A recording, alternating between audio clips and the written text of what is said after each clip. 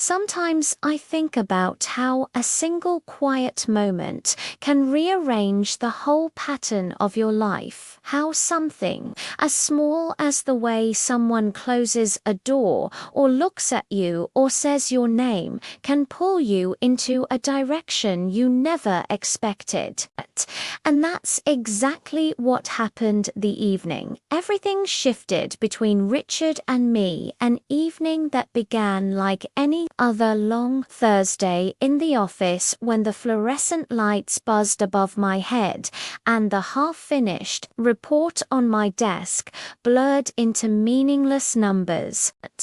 And I sat there pretending to work while exhaustion settled behind my eyes. Almost everyone had gone home by then, leaving behind the faint scent of burnt coffee and the hollow silence of an empty workspace. And when I heard the soft creak of Richard's office door, I glanced up to find him leaning against the frame with that calm steadiness he was known for, sleeves rolled up, shoulders tense from the day, asking gently why I was still there. And when I gave a tired smile and told him I wanted to finish the report before the week ended, he stepped inside with a warmth in his tone that made my heartbeat stumble, saying that he trusted me because I never left anything halfway. Words meant as a compliment, yet weighted with something I couldn't name. Outside the windows, the city glowed gold, fading into blue, and the quiet between us felt thick enough to touch as he approached my desk, speaking softly about how long I'd been with the company and how much had changed over the years. And when I joked that sometimes you stay in the same place for reasons even you, Dan T, understand, he studied me with an intensity that left me breathless before he crossed the room, closed the office door, and turned back to me with an expression I had never seen him wear, something vulnerable, something unguarded, something that pulled at the parts of me I had locked away for years. When he said my name, Claire, in a voice gentler than I'd ever heard from him, I felt the shift like a physical sensation, and as he confessed how distant he had been from everything lately, how he had forgotten what it felt like to be real, until I asked him last week if he was okay. I remembered that moment too vividly, the way he had looked so tired that the question had slipped from me naturally, unaware of how much it would matter. He talked about the pressure of being the one everyone relied on, how pretending to be fine became second nature until you lose sight of yourself. And as the hum of the air conditioner filled the silence between us, something unspoken rose to the surface, a recognition of two people who had spent years holding themselves together while quietly unraveling inside. And when his gaze drifted to the picture of my daughter on my desk, asking softly how she was and telling me he admired how I balanced everything, I felt seen in a way I hadn't in years, not as an employee, not as a mother, but as a person who still carried dreams and disappointments beneath the roles she lived. He told me I reminded him of the woman his wife had once been before their marriage fell apart.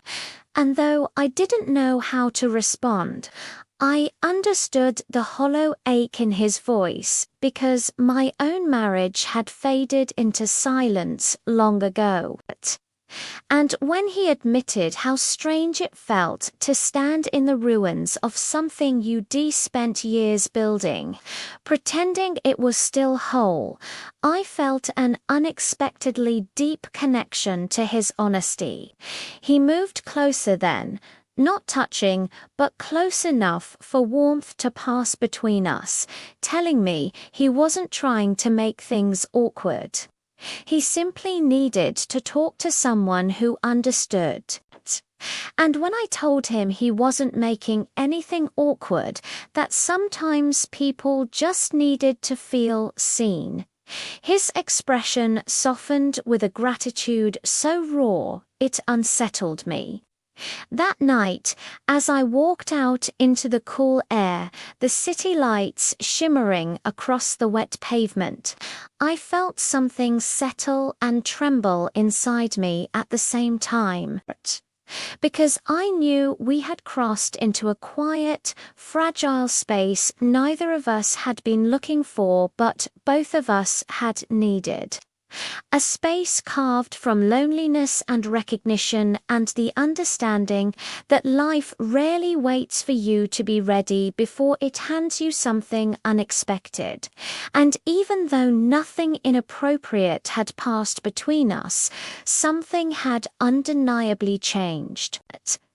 I couldn't sleep that night, replaying the way he had looked at me, the softness in his voice, the walls he had allowed to fall for just a moment.